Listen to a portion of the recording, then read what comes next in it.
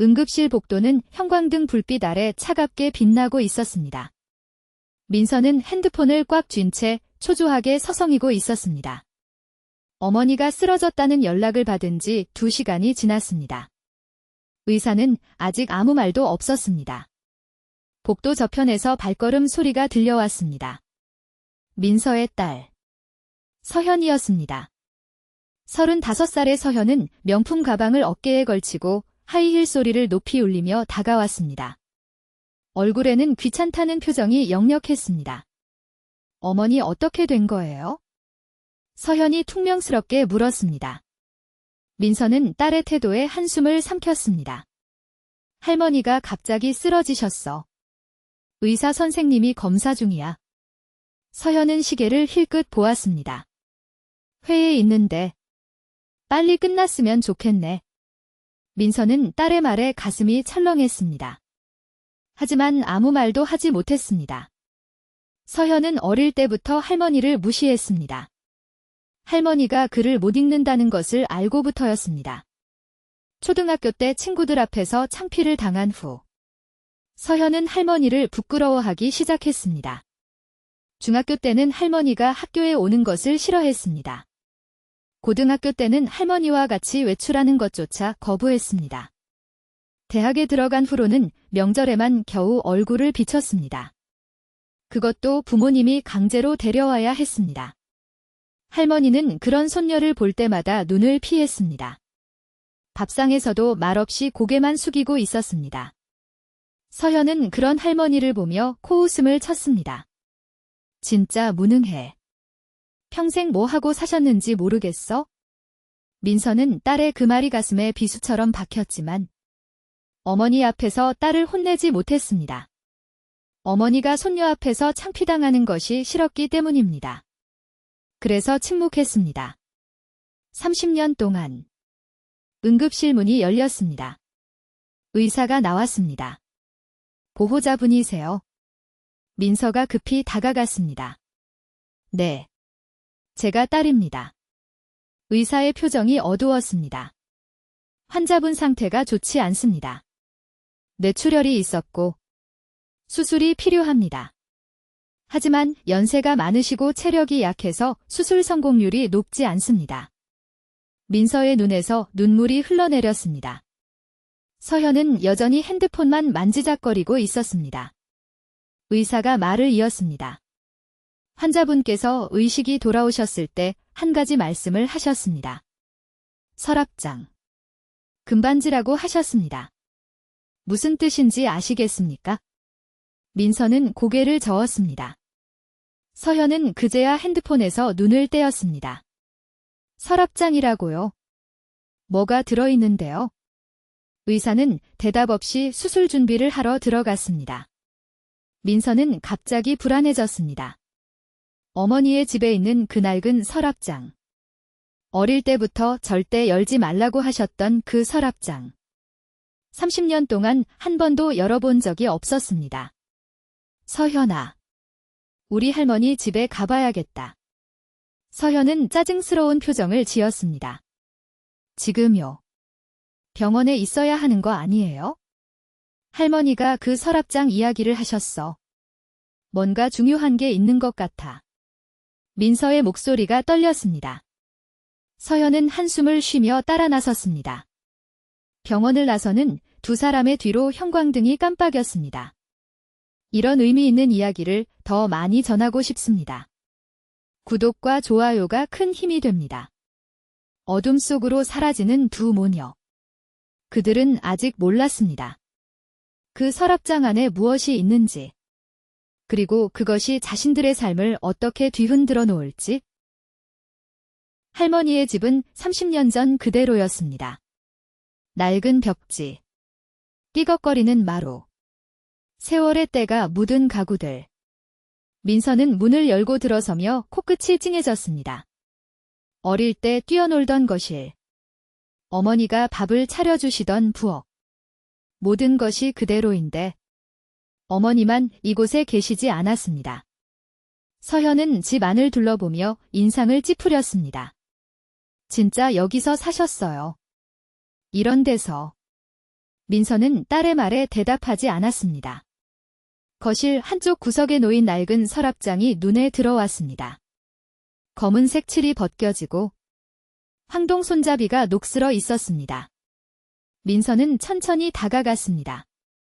심장이 빠르게 뛰었습니다. 이 서랍장을 열지 마라. 어린 시절 어머니가 늘 하셨던 말씀이었습니다. 왜요? 여기 뭐가 들어있어요? 아무것도 없어. 그냥 열지 마. 어머니는 그렇게만 말씀하셨습니다. 민서는 한 번도 그 안을 들여다본 적이 없었습니다. 어머니의 말씀을 어기고 싶지 않았기 때문입니다. 하지만 지금은 달랐습니다. 어머니가 의식을 잃기 전 마지막으로 하신 말씀? 그것이 이 서랍장이었습니다. 민서는 떨리는 손으로 서랍장 손잡이를 잡았습니다. 녹슨 손잡이가 차갑게 느껴졌습니다. 천천히 서랍을 열었습니다. 삐걱거리는 소리와 함께 서랍이 열렸습니다. 안에는 누렇게 바랜 종이 뭉치들이 있었습니다. 민서는 그것을 꺼내 들었습니다. 손이 떨렸습니다. 종이들은 대부분 영수증이었습니다. 학원비 영수증, 교복 영수증, 참고서 영수증. 민서는 이해할 수 없었습니다. 이게 뭐예요? 서현이 옆에서 물었습니다. 민서는 영수증들을 하나하나 확인했습니다. 날짜를 보니 30년 전부터 20년 전까지의 것들이었습니다. 모두 민서 이름으로 되어 있었습니다. 이건 내 학원비잖아. 민서의 목소리가 떨렸습니다. 서랍 안쪽에서 작은 주머니가 보였습니다. 낡은 비단 주머니였습니다. 민서가 그것을 열자 금반지 하나가 나왔습니다. 작고 낡은 금반지.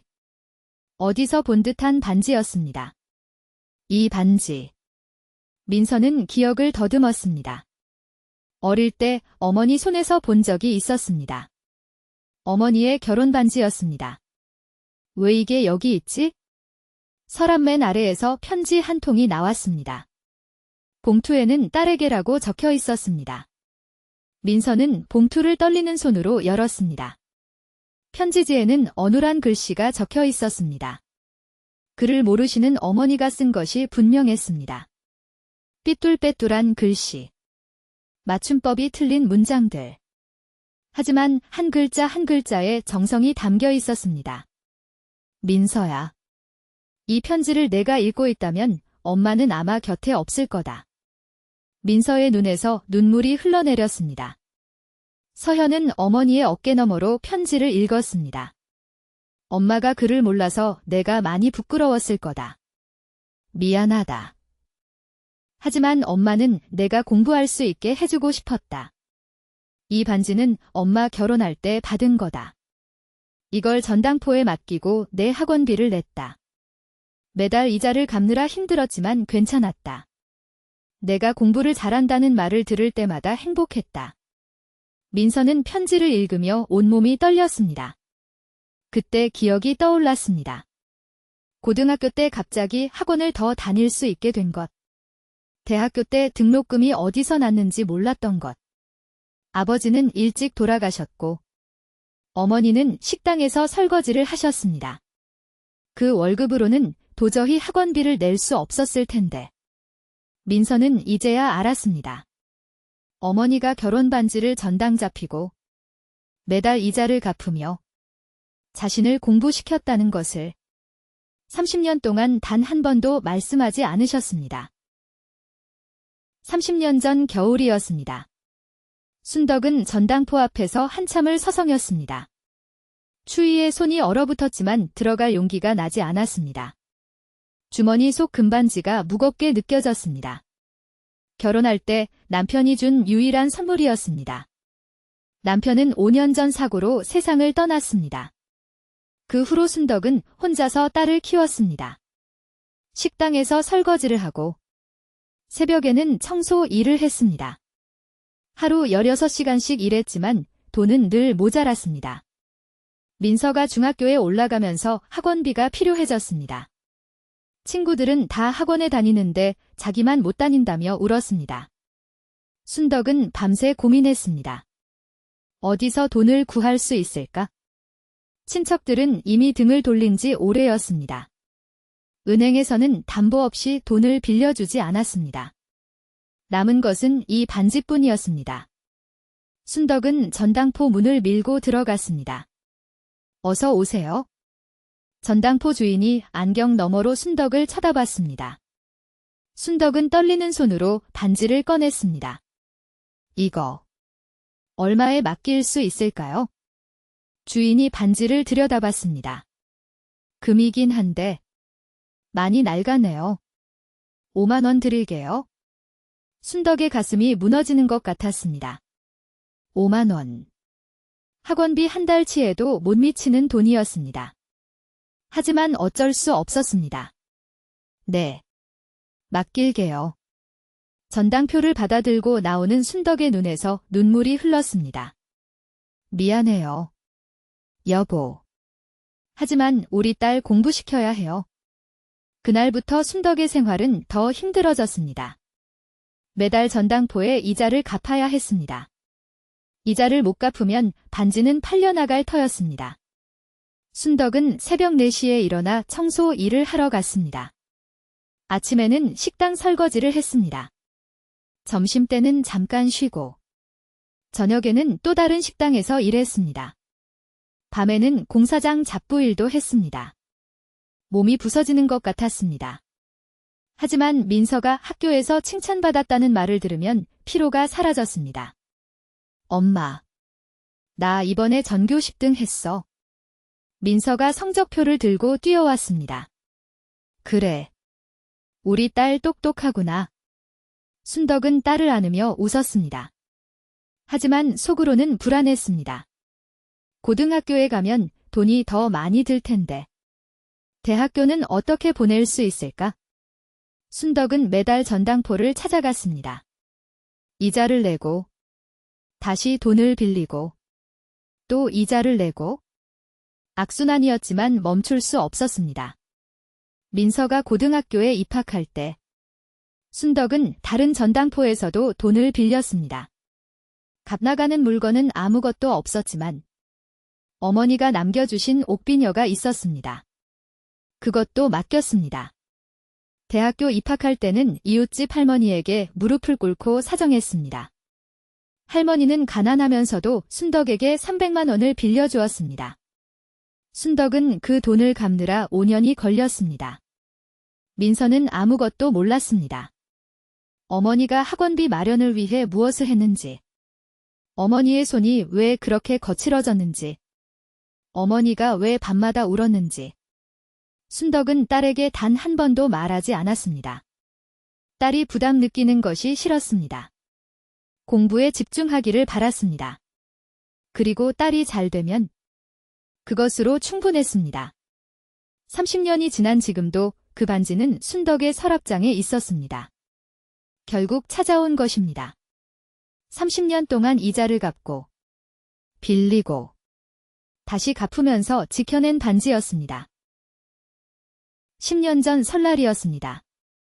민서의 집에 온 가족이 모였습니다. 순덕은 구석자리에 조용히 앉아 있었습니다. 명절 때마다 늘 그랬습니다. 손녀 서현이 대학에 입학한 해였습니다. 서울대 경영학과. 온 집안이 축하 분위기였습니다. 서현은 가족들 사이에서 으쓱거렸습니다. 교수님이 그러시는데 내가 학과에서 제일 똑똑하대요. 서현의 아버지가 딸을 대견스럽게 바라봤습니다. 역시 우리 딸이야. 순덕은 멀리서 손녀를 바라봤습니다. 저렇게 씩씩하고 똑똑한 손녀가 자랑스러웠습니다. 하지만 가까이 다가갈 수 없었습니다. 서현이 할머니를 불편해한다는 것을 알았기 때문입니다. 할머니, 저기 앉아 계시네. 서현이 친척들에게 말했습니다. 작은 목소리였지만 순덕의 귀에는 들렸습니다. 왜 맨날 저렇게 말이 없으세요? 무능해 보여서 창피해요. 순덕의 가슴에 못이 박히는 것 같았습니다. 하지만 표정을 바꾸지 않았습니다. 친척 어른이 서현을 나무랐습니다. 서현아, 그래도 할머니인데 그런 말 하면 안 돼. 서현은 코웃음을 쳤습니다. 뭐려. 글자도 모르시는 분이 뭘 어떻게 하겠어요? 평생 설거지만 하시다가 이제 뭘 할 수 있으시겠어요? 민서가 급히 끼어들었습니다. 서현아. 그만해. 서현은 아랑곳하지 않았습니다. 사실이잖아요. 할머니는 아무것도 못하시잖아요. 내가 대학 가는데 뭘 도와주셨어요? 아무것도 없잖아요. 순덕은 고개를 숙였습니다. 손이 떨렸지만 꾹 참았습니다. 밥상에 올라온 음식들이 흐릿하게 보였습니다. 민서가 어머니를 보살피려 했지만 순덕은 고개를 저었습니다. 괜찮아. 내가 나갈게. 순덕은 자리에서 일어났습니다. 부엌으로 가서 혼자 찬밥을 먹었습니다. 설날인데, 가족들이 모인 날인데, 혼자 부엌에서 찬밥을 씹었습니다. 밥알이 목에 걸렸습니다. 눈물이 밥에 떨어졌습니다. 서현은 거실에서 웃으며 이야기를 나눴습니다. 할머니가 부엌에서 무엇을 하는지 관심도 없었습니다.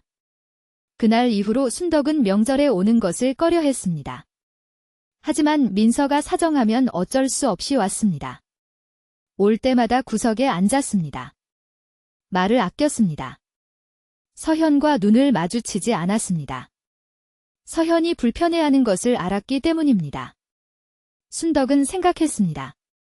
내가 글을 배웠더라면, 내가 좀 더 배움이 있었더라면, 손녀가 나를 이렇게 부끄러워하지 않았을 텐데. 하지만 어릴 때 집안 형편이 어려워 학교에 다닐 수 없었습니다. 10살 때부터 남의 집에서 일했습니다. 글을 배울 기회가 없었습니다. 그게 그렇게 부끄러운 일이었을까요? 순덕은 자신에게 물었습니다. 평생 열심히 일하고, 딸을 키우고, 손녀를 보살피려 했습니다. 하지만 손녀에게 그것은 아무 의미가 없었습니다. 글을 모른다는 것, 그것이 손녀에게는 무능의 증거였습니다. 설거지밖에 못한다는 것, 그것이 손녀에게는 존경할 수 없는 이유였습니다. 순덕은 찬밥을 다 먹고 그릇을 씻었습니다. 설거지하는 손이 떨렸습니다. 뜨거운 물이 차가운 손을 데웠지만 느껴지지 않았습니다. 그날 밤 집에 돌아온 순덕은 서랍장 앞에 앉았습니다. 금반지를 꺼내 손에 쥐었습니다. 여보. 손녀가 나를 창피해해요. 내가 글을 못 배워서요. 순덕은 반지에게 말했습니다. 그래도 괜찮아요. 서현이가 잘 되면 되는 거예요. 그게 내 복이에요. 순덕은 반지를 다시 서랍에 넣었습니다. 그리고 그날 밤 처음으로 한글 공부를 시작했습니다. 손녀가 버린 초등학교 교과서를 펼쳤습니다. 70살에 한글을 배우기 시작했습니다. 그날 밤부터 순덕의 새로운 삶이 시작되었습니다. 매일 밤 모두가 잠든 후 순덕은 초등학교 교과서를 펼쳤습니다. 기역, 니은, 디귿, 자음부터 하나씩 따라 썼습니다. 처음에는 연필을 잡는 것조차 어색했습니다. 설거지하느라 굳은 손이 말을 듣지 않았습니다.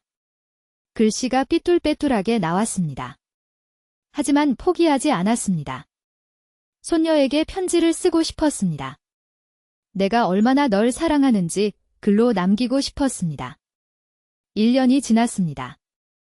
순덕은 이제 간단한 단어를 읽을 수 있게 되었습니다.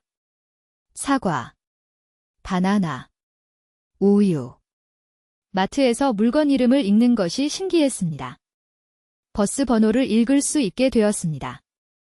약 봉지에 적힌 글씨를 해독할 수 있게 되었습니다. 2년이 지났습니다. 순덕은 문장을 읽기 시작했습니다. 신문 기사를 더듬더듬 읽었습니다. 이해하지 못하는 단어가 많았지만 글을 읽는다는 것 자체가 행복했습니다. 3년이 지났습니다. 순덕은 처음으로 편지를 썼습니다. 민서에게 보내는 편지였습니다. 맞춤법이 틀리고 글씨가 삐뚤빼뚤했지만 처음으로 자신의 마음을 글로 표현했습니다. 하지만 그 편지를 보내지 않았습니다. 서랍장에 넣어두었습니다. 언젠가 읽어줄 날이 올 것이라고 생각했습니다. 4년, 5년, 6년이 흘렀습니다. 순덕은 꾸준히 공부했습니다. 주민센터에서 하는 한글 교실에도 다녔습니다. 젊은 선생님이 친절하게 가르쳐 주었습니다. 할머니, 정말 열심히 하시네요. 선생님이 칭찬하면 순덕은 부끄러워했습니다. 손녀한테 편지 쓰고 싶어서요. 손녀가 할머니 많이 좋아하겠어요. 순덕은 대답하지 않았습니다. 좋아하지 않아도 괜찮았습니다. 그저 자신의 마음을 전하고 싶었습니다. 7년, 8년, 9년이 흘렀습니다. 순덕의 편지는 여러 통이 되었습니다. 모두 서랍장에 있었습니다. 민서에게 쓴 편지, 서현에게 쓴 편지, 돌아가신 남편에게 쓴 편지. 그 편지들에는 30년간의 비밀이 담겨 있었습니다. 금반지를 전당 잡힌 이야기, 매달 이자를 갚으며 버텨온 이야기, 새벽부터 밤까지 일한 이야기, 그리고 무엇보다 서현을 향한 사랑이 담겨 있었습니다. 서현아, 할머니가 그를 몰라서 부끄러웠지? 미안해. 하지만 할머니는 너를 사랑한다. 내가 태어났을 때부터 지금까지 단 하루도 널 사랑하지 않은 날이 없어. 내가 나를 무능하다고 해도 괜찮아. 내가 나를 창피해 해도 괜찮아. 할머니는 그래도 너를 사랑해. 이 세상에서 제일 사랑해. 편지를 쓰면서 순덕은 울었습니다. 하지만 행복한 눈물이었습니다. 드디어 자신의 마음을 글로 표현할 수 있었기 때문입니다. 10년이 지난 지금, 순덕은 75살이 되었습니다. 글을 읽고 쓰는 것이 자유로워졌습니다. 하지만 그 사실을 아무에게도 말하지 않았습니다. 서현에게도, 민서에게도. 왜냐하면 아직 때가 아니라고 생각했기 때문입니다. 서현이 스스로 깨달을 때까지 기다리고 싶었습니다. 그 편지들은 그때 전해줄 생각이었습니다. 하지만 운명은 순덕에게 그 시간을 주지 않았습니다. 어느 날 아침, 순덕은 부엌에서 쓰러졌습니다. 뇌출혈이었습니다. 민서는 서랍장에서 편지 묶음을 발견했습니다. 10여 통의 편지가 고무줄로 묶여 있었습니다. 서현에게라고 적힌 편지들이었습니다. 서현은 처음에 관심을 보이지 않았습니다. 할머니가 뭘 썼겠어요. 글도 모르시잖아요. 민서가 첫 번째 편지를 펼쳤습니다. 읽기 시작했습니다. 서현아, 이 편지를 내가 읽을 때 할머니가 어떤 마음인지 모르겠구나. 서현의 표정이 굳어졌습니다. 할머니가 글을 쓰셨어요. 민서가 고개를 끄덕였습니다. 눈물이 멈추지 않았습니다. 편지는 계속되었습니다. 너는 할머니가 무능하다고 했지? 맞아. 할머니는 글을 몰랐어. 학교도 못 다녔어. 하지만 할머니는 너와 내 엄마를 위해 할 수 있는 건 다 했단다. 서현의 손이 떨리기 시작했습니다. 두 번째 편지를 열었습니다. 내 엄마가 학원 다닐 때 할머니는 결혼 반지를 전당포에 맡겼어. 그 돈으로 학원비를 냈어? 30년 동안 이자를 갚았어. 반지를 잃어버릴까봐 무서웠지만 내 엄마가 공부하는 게 더 중요했어. 서현의 눈에서 눈물이 흘러내렸습니다. 세 번째 편지. 너는 할머니가 평생 설거지만 했다고 했지? 맞아. 할머니는 설거지를 많이 했어. 새벽에 청소하고, 아침에 설거지하고, 저녁에 또 설거지하고. 그렇게 번 돈으로 내 엄마를 공부시켰어. 내 엄마가 대학 갈 때 이웃집 할머니한테 무릎 꿇고 돈 빌렸어. 그 돈 갚느라 5년 걸렸어. 서현은 바닥에 주저앉았습니다. 다리에 힘이 풀렸습니다. 네 번째 편지. 내가 할머니를 창피해 한다는 거 알아? 괜찮아. 할머니가 못 배워서 그런 거니까? 하지만 할머니는 너를 사랑해. 내가 태어났을 때 얼마나 기뻤는지 몰라. 세상에서 제일 예쁜 아기였어. 서현은 편지를 읽으며 흐느꼈습니다. 5번째 편지. 할머니가 너한테 편지 쓰려고 글을 배웠어. 70살에 한글 공부 시작했어. 10년 걸렸어. 이제 글을 읽고 쓸 수 있어? 근데 그 사실을 아무한테도 말 안 했어. 내가 스스로 깨달을 때까지 기다리고 싶었어. 서현은 편지를 가슴에 끌어안았습니다. 몸이 떨렸습니다. 6번째 편지. 서현아. 할머니는 곧 갈지도 몰라. 몸이 많이 안 좋아. 하지만 걱정 마. 할머니는 행복했어.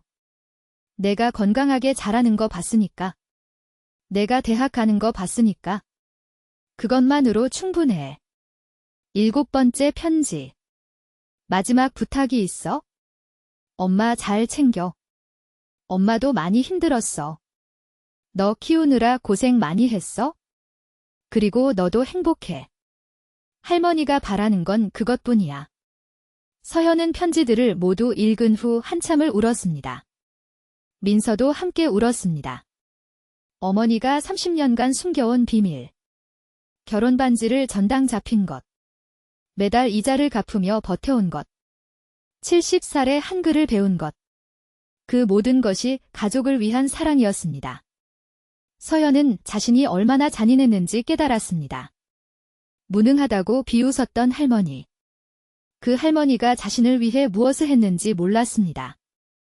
진짜 무능한 것은 자신이었습니다. 사랑을 알아보지 못한 자신이었습니다. 수술은 성공적이었습니다. 하지만 의사는 조심스럽게 말했습니다. 일단 고비는 넘겼지만 언제 깨어나실지 모릅니다. 서현은 중환자실 앞에서 밤을 새웠습니다.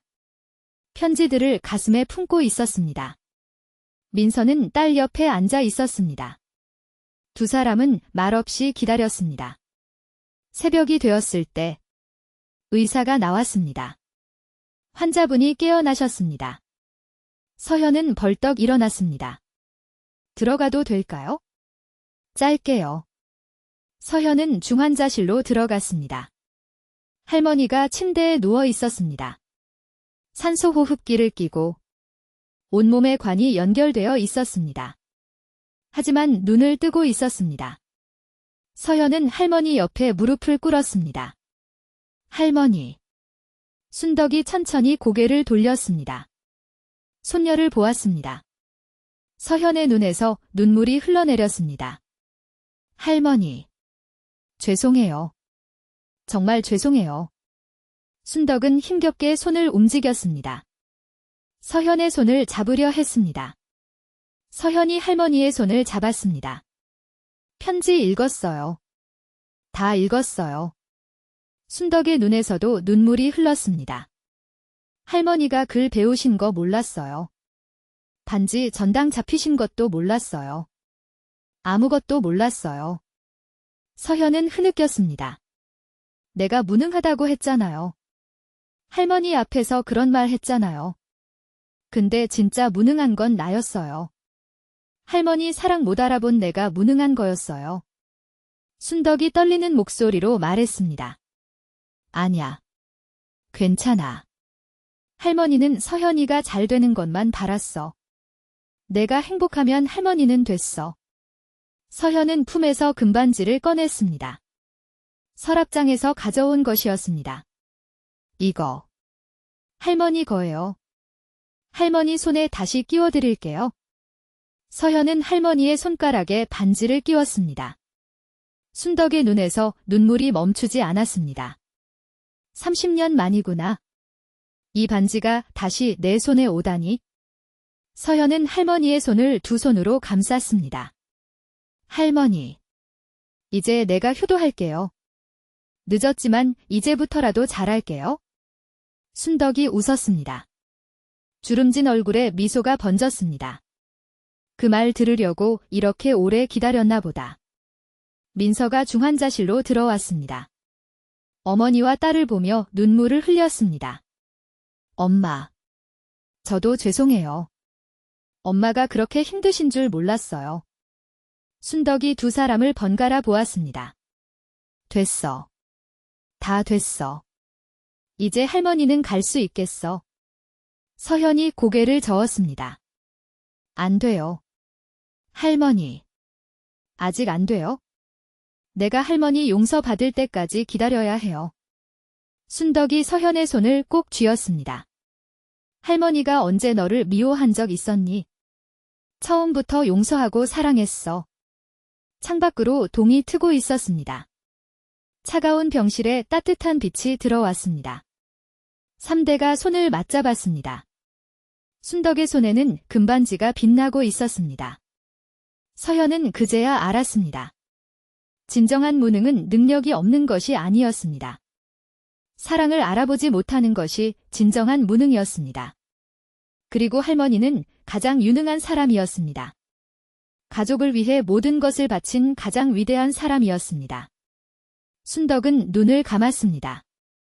손녀의 손을 잡은 채 얼굴에는 평화로운 미소가 떠올라 있었습니다. 그것이 순덕이 평생 바라던 것이었습니다. 손녀의 사랑을 확인하는 것. 그 소원이 마침내 이루어진 것입니다.